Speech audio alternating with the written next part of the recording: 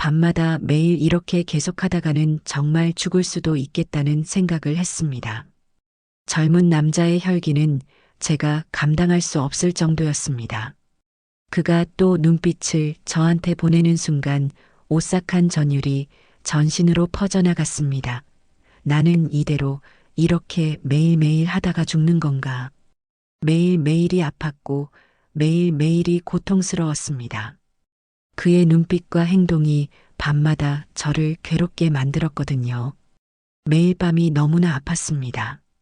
12살 어린 남편을 두면 이렇게 밤마다 힘들 거라고는 해보지 않은 이전에는 전혀 상상조차 못한 일이었습니다. 물론 처음엔 모든 것이 완벽했습니다. 12살이라는 나이 차를 뛰어넘은 사랑 저희들만의 소중한 시간들. 하지만 그것은 얼마 가지 못했습니다. 이렇게 가다가는 제 인생이 함께 무너져 내릴 수 있겠다는 생각을 했거든요. 그렇게 매일매일이 아팠고 오늘 밤도 요구를 할 건가라는 생각에 매일 밤을 불안에 떨며 지냈습니다. 안녕하세요. 올해로 58이 된 김미영이라고 합니다. 저는 이 나이가 되도록 단 한 번도 사랑을 의심해 본 적이 없습니다. 그런 제가 12살 어린 남자와 재혼한 후 겪게 된 충격적인 이야기를 여러분들께 들려드리려고 합니다. 제 사연을 전달드리기에 앞서 구독과 좋아요 버튼을 알림 설정까지 해주시면 더 많은 인생 이야기를 만나보실 수 있습니다. 이야기 다 들으시고 여러분의 의견과 저한테 주시는 희망의 메시지를 댓글로 많이 남겨주시면 감사하겠습니다. 여러분들의 관심은 감동 넘치고 깊이 있는 우리같이 상처 입은 분들에게 아주 큰 희망과 용기로 자리매김합니다. 자, 그럼 이야기를 시작하겠습니다. 30년 전 저는 28배 나이에 남편을 만나 가정을 꾸렸습니다. 그때부터 줄곧 작은 중국집을 운영해 왔어요. 처음에는 남편과 함께 시작했지만 10년 전 남편이 갑작스러운 심장마비로 세상을 떠난 후로는 혼자서 식당을 꾸려나가고 있었습니다. 남편을 잃은 슬픔 속에서도 저는 식당을 포기할 수 없었습니다. 이곳에는 남편과의 추억이 고스란히 남아 있었고 무엇보다 생계를 위해서라도 계속 운영해야 했거든요. 하루하루가 힘들었지만 단골 손님들의 따뜻한 격려 덕분에 버틸 수 있었습니다.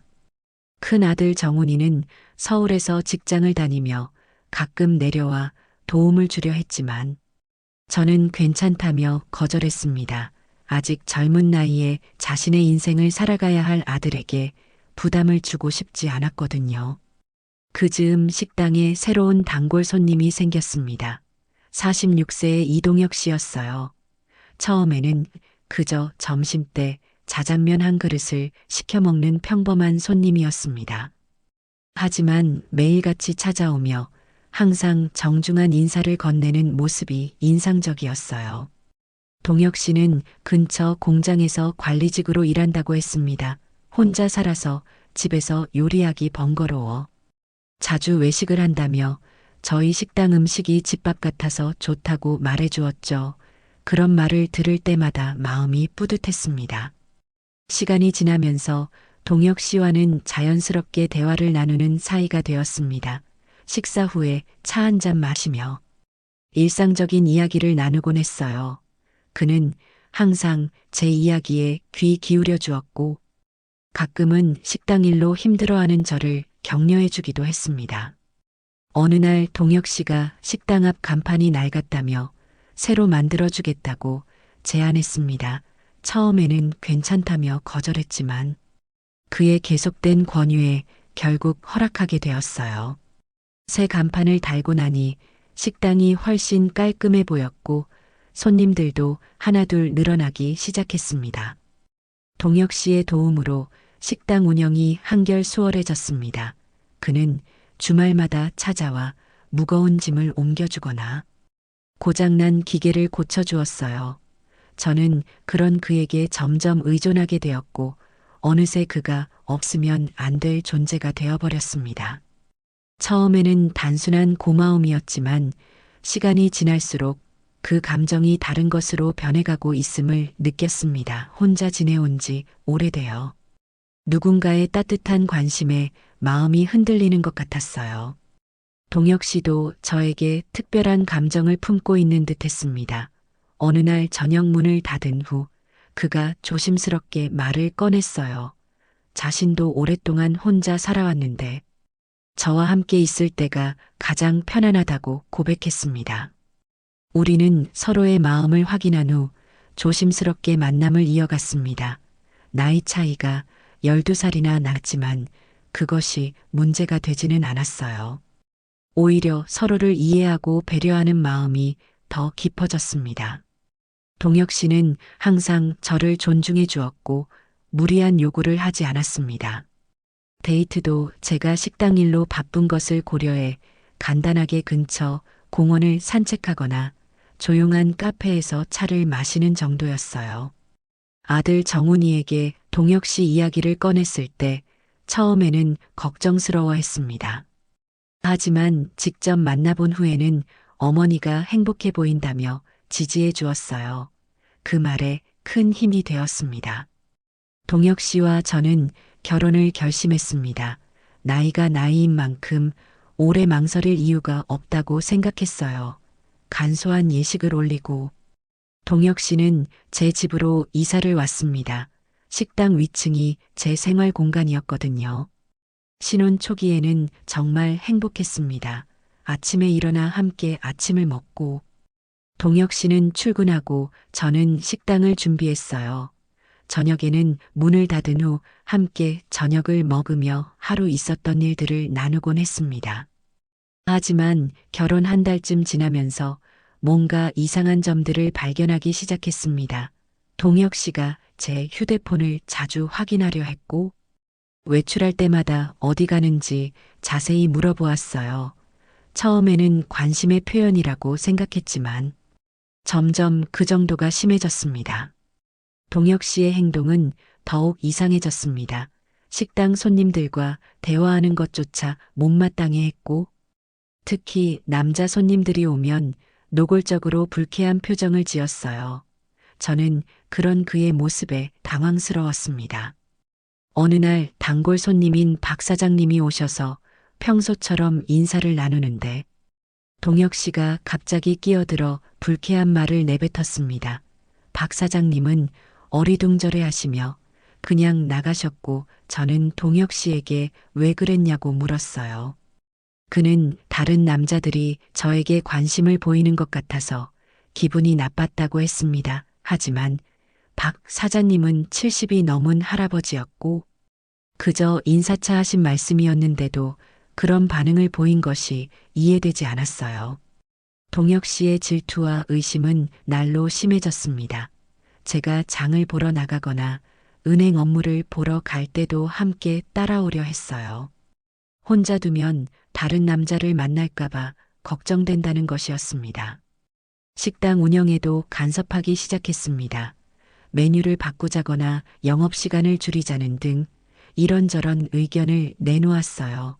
30년간 운영해온 제 식당인데도 마치 자신이 주인인 양 행동하는 모습에 서운함을 느꼈습니다. 더 심각한 것은 제 통장과 중요한 서류들을 관리하겠다며 가져간 것이었습니다. 부부가 되었으니 재정 관리를 투명하게 하자는 명목이었지만 저는 뭔가 불안한 기분이 들었어요. 어느 날 동혁 씨가 갑자기 식당을 팔자고 제안했습니다. 나이도 있으니 이제 편하게 살자며 자신이 알아본 곳에 식당을 넘기고 그 돈으로 작은 아파트를 사서 이사하자는 것이었어요. 저는 깜짝 놀랐습니다. 이 식당은 제 인생 그 자체였고 남편과의 추억이 담긴 소중한 공간이었거든요. 게다가 아직 일할 수 있는 나이인데 왜 갑자기 그런 말을 하는지 이해할 수 없었습니다. 동혁 씨는 제가 거절하자 화를 내기 시작했습니다. 자신의 의견을 무시한다며 부부 사이에 그럴 수 있냐고 따졌어요. 그런 그의 모습을 보며 저는 이 사람이 정말 저를 사랑하는 건지 의심스러워졌습니다. 동혁 씨는 식당 매매를 포기하지 않았습니다. 오히려 더 집요하게 설득하려 했어요. 제가 혼자서는 식당 운영이 힘들 것이라며 건강도 걱정된다고 했습니다. 하지만 그의 말에는 진심 어린 걱정보다는 다른 의도가 숨어 있는 것 같았어요. 어느 날 우연히 동혁 씨의 휴대폰을 보게 되었습니다. 화면에 부동산 업체와 주고받은 메시지들이 보였는데 제 식당 매매에 관한 구체적인 내용들이 적혀 있었어요. 심지어 저도 모르는 사이에 시세 조사까지 받은 상태였습니다. 그때 깨달았습니다. 동혁 씨가 처음부터 제 식당을 노리고 접근했을 가능성이 높다는 것을요. 12년간 매일 찾아와 친절하게 대해준 것도 모두 계획의 일부였을지도 모른다는 생각에 온몸이 차갑게 식었습니다. 저는 동혁 씨를 떠보기로 했습니다. 식당 매매는 절대 할 수 없다고 단호하게 말했어요. 그러자 그의 태도가 완전히 바뀌었습니다. 평소의 다정한 모습은 사라지고 차갑고 위협적인 모습을 드러냈습니다. 그는 제가 고집을 부리면 이혼하겠다고 협박했습니다. 그리고 지금까지 식당에 투자한 돈을 모두 돌려받겠다며 영수증들을 내밀었어요. 간판 교체 비용부터 각종 수리비까지 모든 것을 기록해둔 상태였습니다. 더 충격적인 것은 제 명의로 대출을 받아놓은 사실이었습니다. 식당을 담보로 한 거액의 대출이었는데 저는 전혀 모르고 있었어요. 제 도장과 서명이 위조되어 있었고 이미 돈은 인출된 상태였습니다. 그때부터 동혁 씨의 진짜 모습이 드러나기 시작했습니다. 밤늦게 돌아와서는 술에 취한 채로 저에게 소리를 지르기 일쑤였어요. 식당을 빨리 팔지 않으면 큰일 날 거라며 협박성 발언을 일삼았습니다. 제가 저항하자 그는 더욱 악랄해졌습니다. 식당 손님들 앞에서 저를 무시하는 발언을 하거나 일부러 시끄럽게 굴어 손님들을 불편하게 만들었어요. 그러면서 이런 식으로 장사가 안 되니까 빨리 정리하자고 압박했습니다. 어느 날 밤 동혁 씨가 평소와 다른 모습을 보였습니다.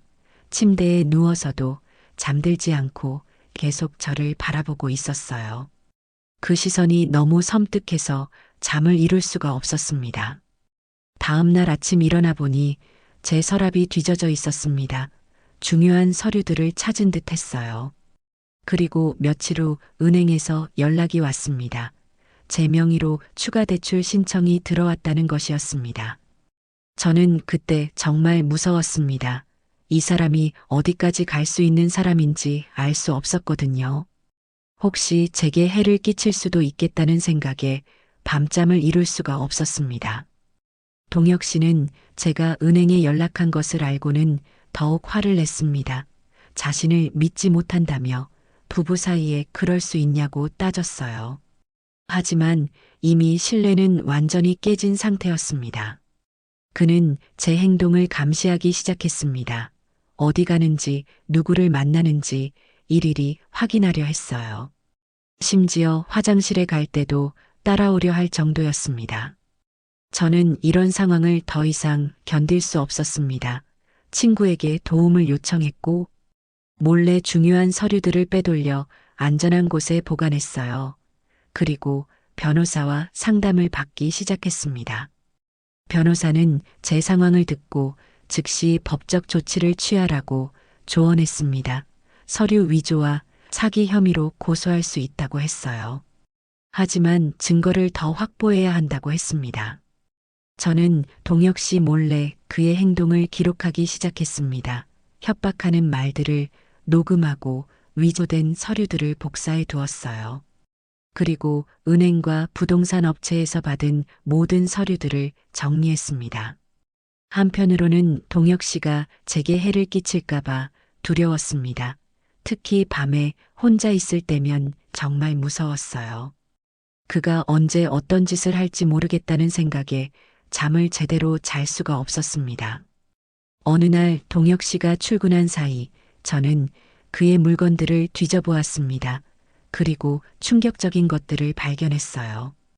다른 여성들의 사진과 개인정보가 적힌 노트가 있었습니다. 그 노트에는 여러 여성들의 재산 상황과 접근 방법이 자세히 기록되어 있었어요.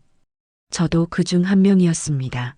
처음 만난 날짜부터 제 성격 분석, 약점까지 모든 것이 적혀 있었습니다. 더 무서운 것은 이미 피해를 본 여성들의 명단도 있었다는 점이었습니다. 동혁 씨는 저 말고도 여러 여성들을 상대로 같은 수법을 써왔던 것입니다. 저는 경찰서에 신고했습니다. 동혁 씨의 사기 행위와 서류 위조를 고발한 것이었어요. 하지만 부부 사이의 일이라며 쉽게 받아들여지지 않았습니다. 게다가 동혁 씨는 모든 것을 부인하며 오히려 저를 모함했습니다. 그는 제가 치매 초기 증상이 있어서 기억을 못한다고 주장했습니다. 주변 사람들에게도 그런 식으로 말하고 다녔어요. 30년간 성실하게 식당을 운영해온 제가 갑자기 그런 취급을 받게 되니 분하고 억울했습니다.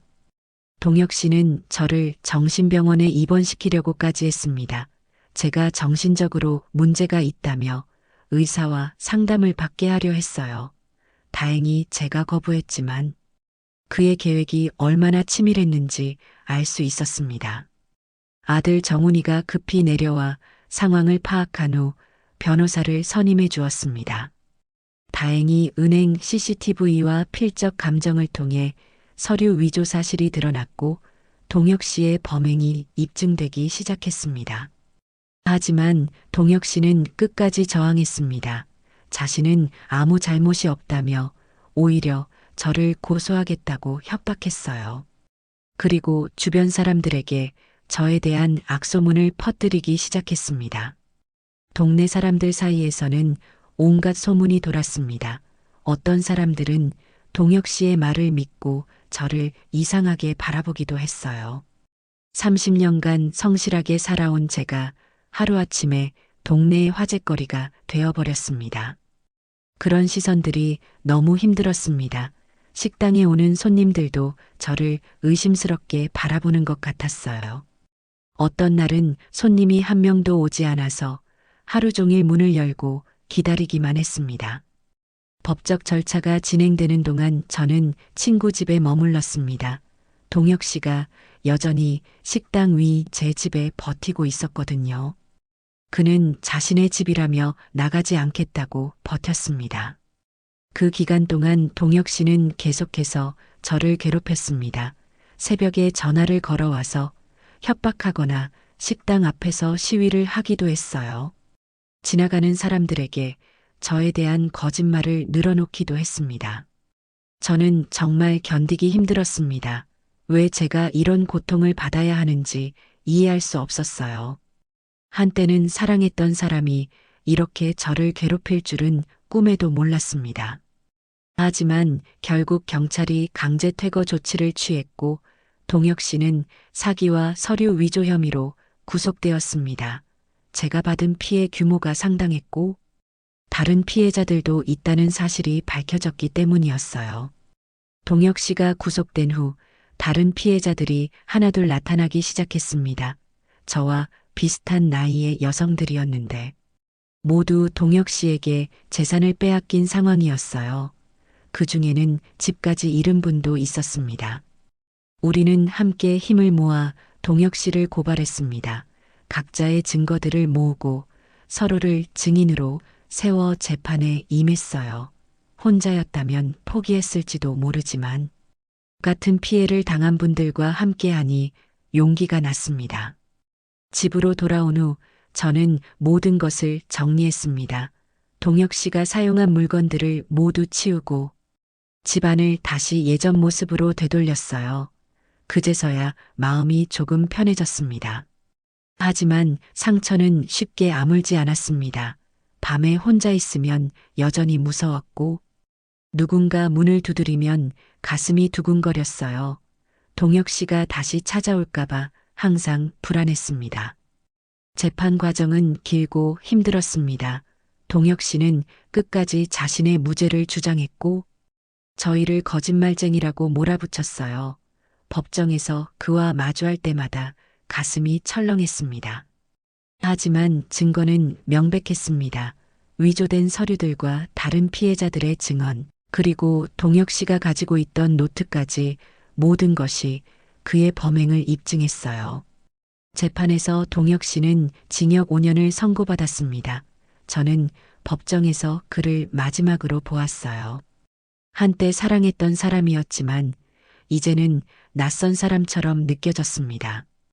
피해를 본 돈은 일부만 회수할 수 있었지만 다행히 식당은 지킬 수 있었습니다. 30년간 일궈온 제 터전을 잃을 뻔했지만 결국 지켜낸 것이 가장 다행스러웠어요. 오늘 아침 저는 다시 식당 문을 열었습니다. 한동안 휴업했던 터라 단골 손님들이 걱정스러운 표정으로 찾아와 주셨어요. 그분들의 따뜻한 격려 덕분에 다시 힘을 낼 수 있었습니다. 이제 저는 58세입니다.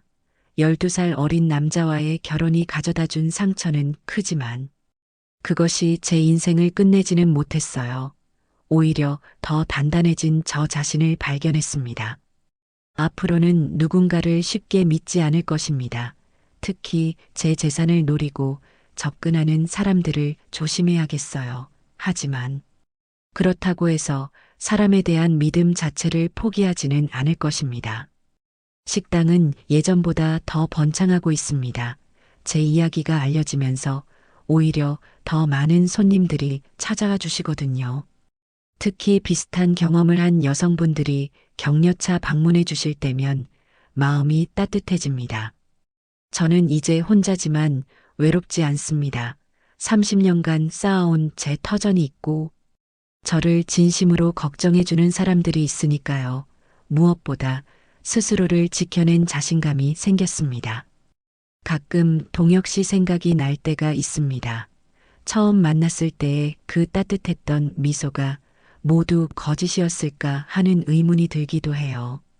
하지만 이제는 그런 생각에 오래 머물지 않습니다. 시간이 지나면서 상처는 조금씩 아물어가고 있습니다. 여전히 밤에 혼자 있을 때면 무서울 때가 있지만 예전만큼 두렵지는 않아요. 제가 충분히 강한 사람이라는 것을 알게 되었거든요. 아들 정훈이는 자주 안부를 묻고 가끔 내려와 도움을 주려 합니다. 하지만 저는 여전히 혼자서도 충분히 잘 살 수 있다고 말해요. 실제로 그렇게 살고 있으니까요. 새로운 단골 손님들도 생겼습니다. 이번에는 나이나 성별에 관계없이 모든 손님들을 똑같이 대합니다. 누군가에게 특별한 감정을 갖지 않으려고 조심하고 있어요. 그 중에서도 특히 기억에 남는 손님이 있습니다. 60대 초반의 김 여사님이었는데 저와 비슷한 경험을 하신 분이었어요.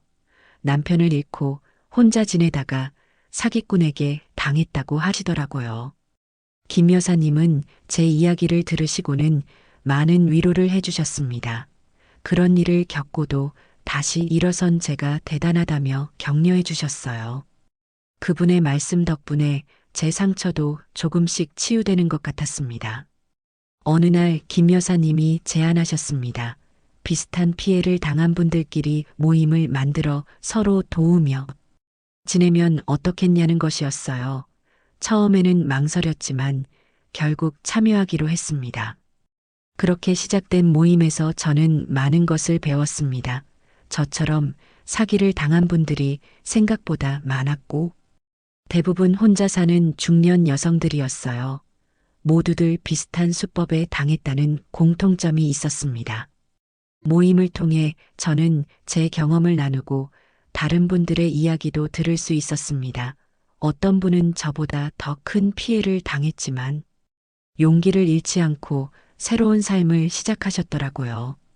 그분들을 보면서 저도 더 강해져야겠다는 생각이 들었습니다. 혼자 끙끙 앓고 있을 때보다 같은 아픔을 겪은 사람들과 함께할 때 훨씬 마음이 편해졌어요. 모임에서는 사기 예방법에 대해서도 많이 이야기했습니다. 어떤 상황에서 조심해야 하는지, 어떤 말에 속지 말아야 하는지, 서로의 경험을 바탕으로 정보를 공유했어요. 저는 이런 정보들을 식당에 오시는 혼자 사시는 여성분들에게도 알려드리기 시작했습니다. 제가 겪은 일을 교훈 삼아 다른 분들은 같은 피해를 당하지 않았으면 하는 마음에서였어요. 어느 날 식당에 새로운 손님이 오셨습니다. 50대 중반의 여성분이었는데 표정이 무척 어두워 보였어요. 혼자 짜장면을 시켜 드시면서 한숨을 자주 쉬시더라고요.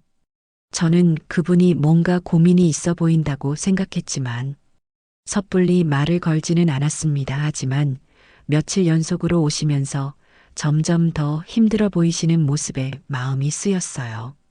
결국 그분이 먼저 말을 꺼내셨습니다. 최근에 만난 남자친구가 있는데 뭔가 이상하다며 고민을 털어놓으셨어요. 그 남자가 자꾸 돈 이야기를 하고 재산에 대해 묻는다는 것이었습니다. 저는 그 이야기를 듣고 깜짝 놀랐습니다. 제가 동혁 씨를 만났을 때와 너무 비슷한 상황이었거든요. 저는 조심스럽게 제 경험을 들려드렸습니다. 그분은 제 이야기를 듣고 충격을 받으셨습니다. 자신도 비슷한 상황에 놓여 있다는 것을 깨달으신 거였어요. 다행히 아직 큰 피해를 당하기 전이어서 즉시 그 남자와 연락을 끊으셨다고 하더라고요. 그 일이 있은 후 저는 더욱 확신을 갖게 되었습니다. 제 경험이 다른 분들에게 도움이 될 수 있다는 것을 말이에요. 그래서 더 적극적으로 주변 분들에게 조언을 드리기 시작했습니다. 벌써 1년이 지났습니다.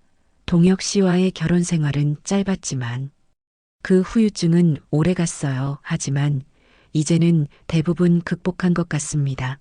무엇보다 제 식당을 지켜낸 것이 가장 큰 성과라고 생각해요. 가끔 비슷한 피해를 당한 분들이 찾아와 상담을 요청하곤 합니다. 저는 제 경험을 바탕으로 조언을 드리고 힘이 되어드리려 노력해요. 혼자만의 아픔으로 끝내지 않고 다른 분들에게 도움이 되는 것 같아서 보람을 느낍니다. 어느 날 경찰서에서 연락이 왔습니다. 동혁 씨와 비슷한 수법의 사기 사건이 발생했는데 제가 조언을 해줄 수 있겠냐는 것이었어요. 저는 기꺼이 도움을 드리겠다고 했습니다. 그 사건의 피해자는 40대 후반의 여성이었습니다. 남편을 잃고 혼자 지내다가 젊은 남자에게 속아 전 재산을 잃을 뻔한 상황이었어요. 저와 너무 비슷한 케이스였습니다. 저는 그분을 만나 제 경험을 자세히 들려드렸습니다. 어떻게 법적 대응을 해야 하는지, 어떤 증거를 모아야 하는지 구체적으로 알려드렸어요. 그분은 제 조언 덕분에 큰 도움을 받으셨다고 고마워하셨습니다. 이런 일들을 겪으면서 저는 깨달았습니다. 제가 당한 고통이 완전히 헛된 것은 아니었다는 것을요. 그 경험을 통해 다른 분들을 도울 수 있다면 그것만으로도 의미가 있다고 생각합니다. 지금 저는 59세가 되었습니다. 동혁 씨와의 일이 있은 지 1년 반이 지났고 이제는 그 일을 객관적으로 바라볼 수 있게 되었어요. 분명히 힘든 시간이었지만 그 과정에서 많은 것을 배웠습니다. 무엇보다 제 자신을 믿는 법을 배웠어요. 누군가의 사랑이나 관심에 의존하지 않고도 충분히 행복할 수 있다는 것을 깨달았습니다. 식당을 운영하며 손님들과 나누는 소소한 대화들이 제게는 큰 기쁨이 되고 있어요. 요즘에는 새로운 취미도 생겼습니다. 모임에서 만난 분들과 함께 등산을 다니기 시작했어요. 처음에는 힘들었지만 점점 체력도 늘고 마음도 건강해지는 것 같습니다. 산에 오르면서 많은 생각을 하게 됩니다. 인생도 산을 오르는 것과 비슷한 것 같아요. 힘들고 가파른 길도 있지만 정상에 오르면 그만큼 아름다운 풍경을 볼 수 있으니까요.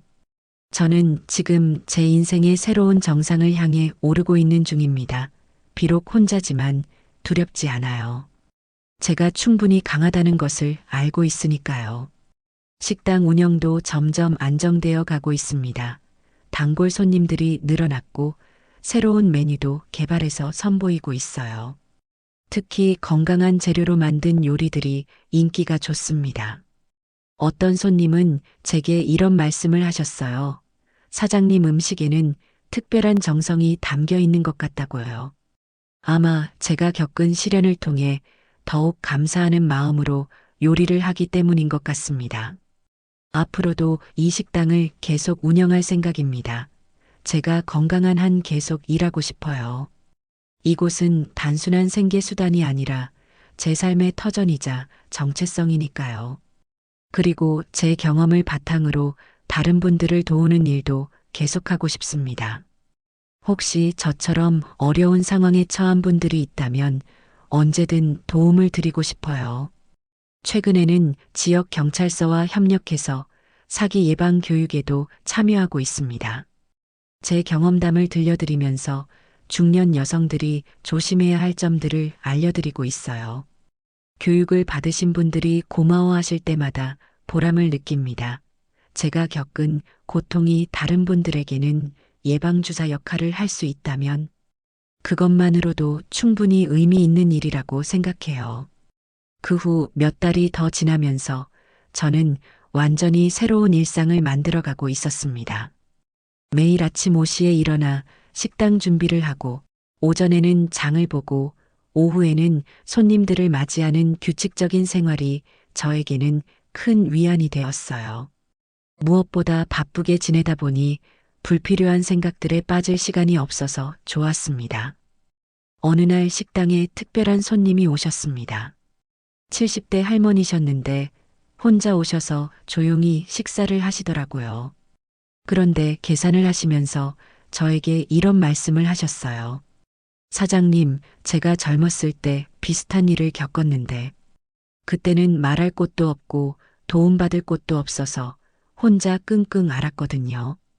그런데 요즘은 사장님 같은 분들이 용기 있게 나서서 다른 분들을 도와주시니 정말 고맙습니다. 그 할머니의 말씀을 듣고 가슴이 뭉클했습니다. 제가 겪은 일이 단순히 개인적인 불행이 아니라 많은 여성들이 겪어온 사회적인 문제라는 것을 다시 한번 깨달았어요. 그리고 제가 목소리를 내는 것이 얼마나 중요한 일인지도 알게 되었습니다. 그 즈음 지역 신문사에서 인터뷰 요청이 들어왔습니다. 제 이야기가 입소문을 타면서 많은 사람들의 관심을 받게 된 것이었어요. 처음에는 망설였지만 더 많은 분들에게 도움이 될 수 있다면 좋겠다는 생각에 인터뷰에 응했습니다.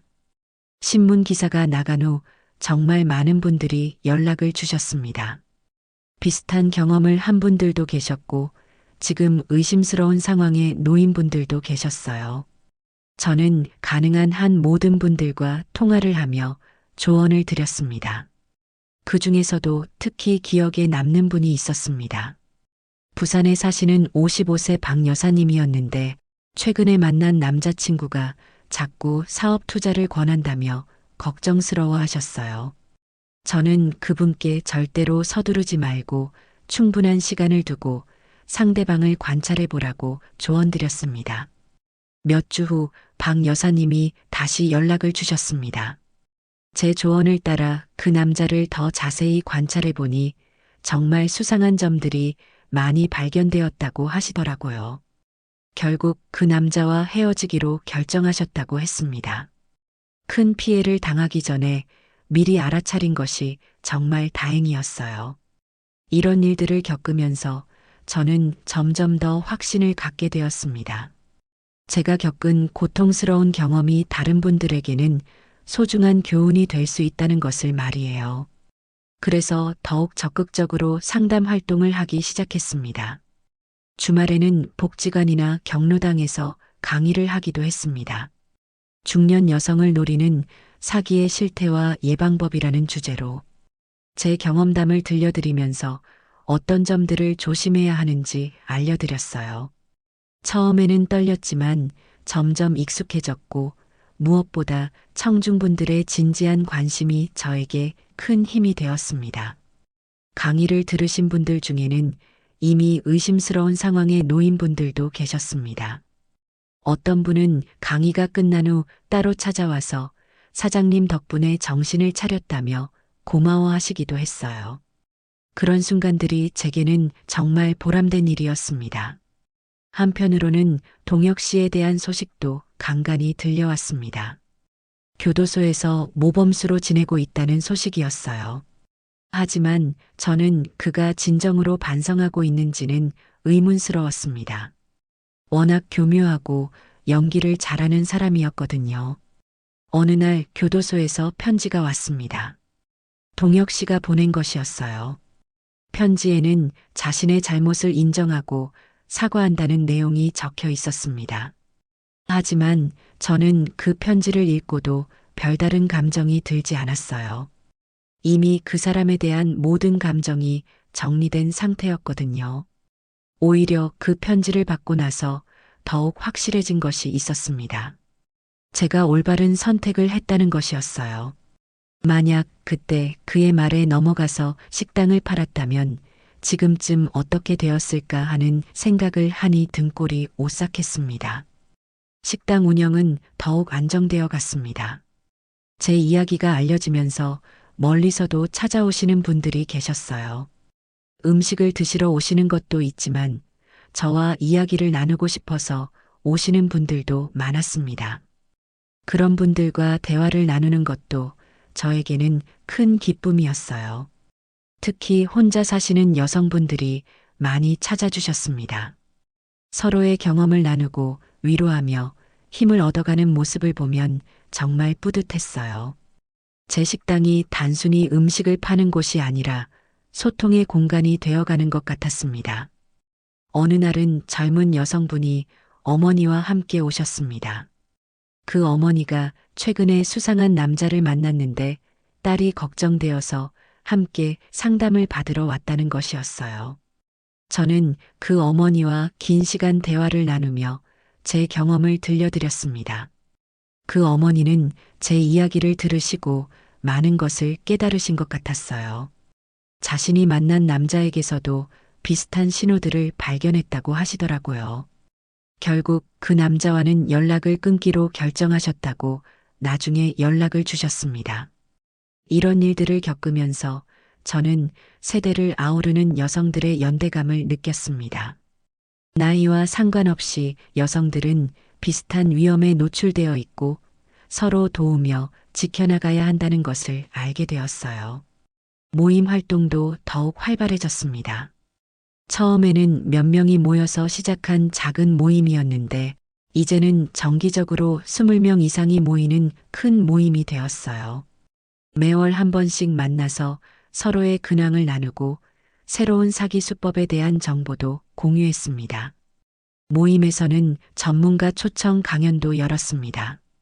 변호사님을 모시고 법적 대응 방법에 대해 배우기도 하고 심리 상담사님을 모시고 트라우마 극복 방법에 대해 듣기도 했어요.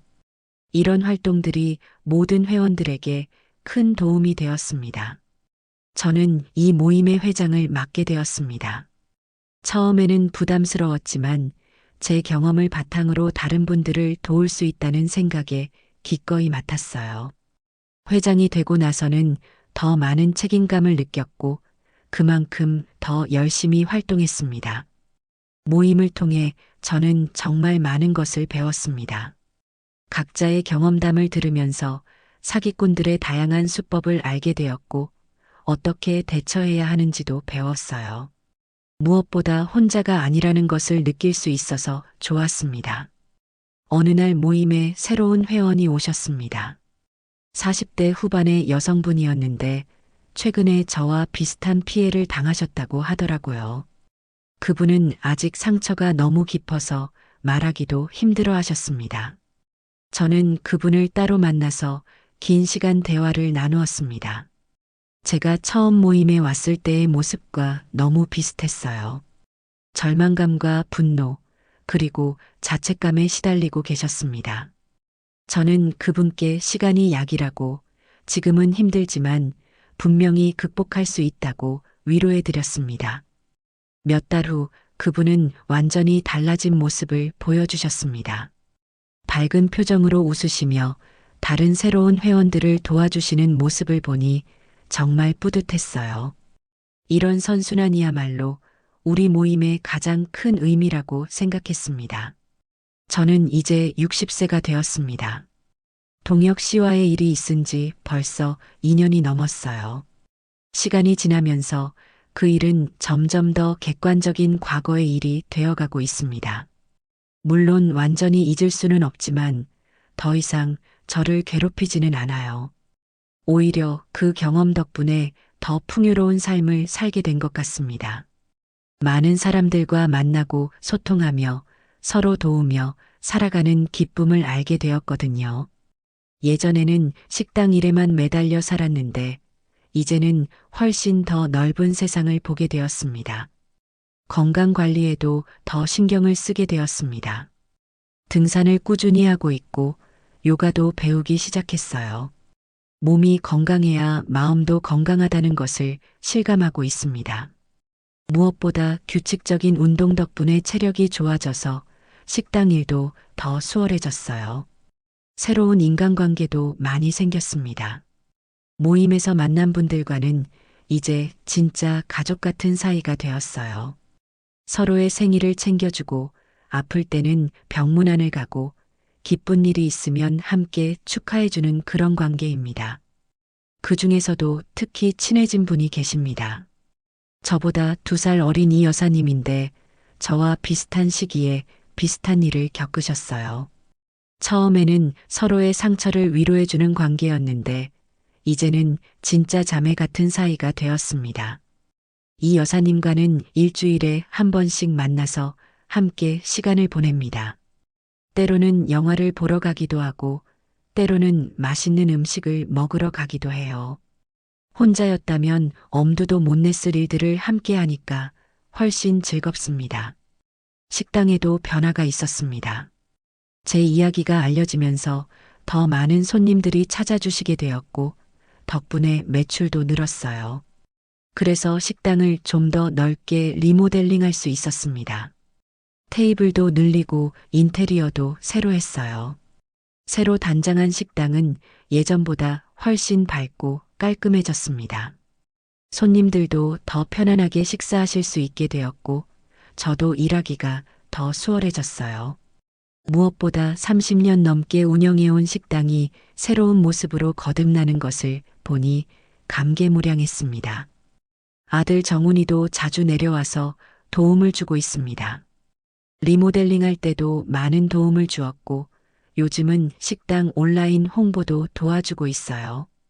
SNS를 통해 식당을 알리고 제 이야기도 더 많은 사람들에게 전할 수 있게 되었습니다. 정훈이는 제가 이렇게 적극적으로 활동하는 모습을 보고 정말 자랑스러워합니다. 예전에는 어머니가 너무 힘들어 하시는 것 같아서 걱정이 많았는데 이제는 오히려 어머니에게서 배우는 것이 많다고 말해요. 최근에는 정훈이가 여자친구를 소개해 주었습니다. 착하고 예쁜 여성이었는데 저를 진짜 어머니처럼 따라주더라고요. 2사람이 결혼하게 되면 저에게도 며느리가 생기는 것인데 벌써부터 기대가 됩니다. 며느리가 생기면 또 다른 기쁨이 있을 것 같아요. 제가 겪은 경험들을 젊은 여성에게 전해줄 수 있을 테니까요. 물론 무겁고 어려운 이야기들이지만 미리 알고 있으면 도움이 될 수 있을 것입니다. 요즘에는 글쓰기도 배우고 있습니다. 제 경험을 책으로 써보면 어떨까 하는 생각이 들어서요. 많은 분들이 제 이야기를 듣고 도움을 받으셨다고 하시니 책으로 만들면 더 많은 분들에게 도움이 될 수 있을 것 같습니다. 처음에는 글쓰기가 정말 어려웠어요. 평생 장사만 해왔던 제가 글을 쓴다는 것이 쉽지 않았거든요. 하지만 문화센터에서 글쓰기 강좌를 듣고 모임 회원들의 도움도 받으면서 조금씩 늘어가고 있습니다. 벌써 몇십 페이지를 써놓았어요. 제가 동혁 씨를 만나기 전부터 지금까지의 모든 과정을 자세히 기록하고 있습니다. 쓰다 보니 그때의 감정들이 다시 떠오르기도 하지만 동시에 제가 얼마나 많이 성장했는지도 느낄 수 있어서 뿌듯합니다. 책이 완성되면 출간을 해보고 싶어요. 비록 베스트셀러가 되지는 못하더라도 정말 필요한 분들에게 도달할 수 있다면 그것만으로도 충분할 것 같습니다. 제 이야기가 한 명이라도 더 구해낼 수 있다면 그보다 보람된 일은 없을 것입니다. 그러나 한편으로는 가끔씩 동혁 씨가 출소하면 어떻게 될까 하는 걱정이 들기도 합니다. 혹시 저에게 복수하려 하지 않을까 하는 두려움이 있어요. 하지만 이제는 예전만큼 무섭지 않습니다. 저는 이미 충분히 강해졌고 혼자서도 잘 살아갈 수 있다는 자신감을 얻었거든요. 그리고 저를 도와줄 사람들도 많이 생겼습니다. 모임에서 만난 분들은 이제 제게 소중한 친구가 되었습니다. 서로의 아픔을 나누고 위로하며 함께 성장해 가고 있어요. 혼자였다면 극복하기 어려웠을 상처들도 함께라면 치유할 수 있다는 것을 배웠습니다. 여러분도 살다 보면 저처럼 예상치 못한 배신을 당할 수 있습니다. 하지만 그것이 인생의 끝은 아니에요. 오히려 더 강해질 수 있는 기회가 될 수 있습니다. 중요한 것은 포기하지 않는 것입니다. 특히 혼자 사시는 중년 여성분들께 당부드리고 싶습니다. 누군가 갑자기 다가와서 과도한 관심을 보인다면 한 번쯤은 의심해 보시기 바랍니다. 진정한 사랑은 조급하지 않고 상대방을 존중하는 것에서 시작됩니다. 그리고 혹시 저와 비슷한 상황에 처하신 분이 계시다면 혼자 끙끙 앓지 마시고 도움을 요청하시기 바랍니다. 주변에 믿을 만한 사람이 없다면 경찰이나 관련 기관에 신고하는 것도 좋은 방법입니다. 무엇보다 자신을 믿으시기 바랍니다. 나이가 들었다고 해서 사랑받을 자격이 없는 것도 아니고 행복할 권리가 없는 것도 아닙니다. 하지만 그 행복은 다른 사람에게 의존하는 것이 아니라 자신 안에서 찾아야 하는 것입니다. 제 이야기가 비슷한 상황에 있는 분들에게 조금이나마 도움이 되었으면 좋겠습니다. 나이가 들어서도 새로운 사랑을 찾는 것은 아름다운 일이지만 그 과정에서 자신을 잃지 않는 것이 더 중요하다는 것을 기억해 주세요. 저는 앞으로도 제 경험을 바탕으로 다른 분들을 도우며 살아갈 것입니다. 그리고 제 식당에서 정성껏 요리를 만들어 손님들을 맞이할 것입니다. 비록 혼자지만 충분히 의미 있고 행복한 삶을 살아가고 있습니다. 마지막으로 저를 도와주신 모든 분들께 감사드립니다. 아들 정훈이, 변호사님, 경찰관님들, 그리고 모임에서 만난 소중한 친구들까지 여러분의 도움이 없었다면 이렇게 다시 일어설 수 없었을 것입니다. 지금까지 제 이야기를 들어주셔서 감사합니다. 이 이야기는 상처받은 마음을 서로 치유하고 서로 완성해서 진정한 자신을 되찾아가는 사람들의 사연을 각색한 것으로 배경과 등장인물 또한 재구성되었음을 알려드립니다. 오늘도 귀한 시간 내어 끝까지 시청해주신 여러분 진심으로 감사드립니다.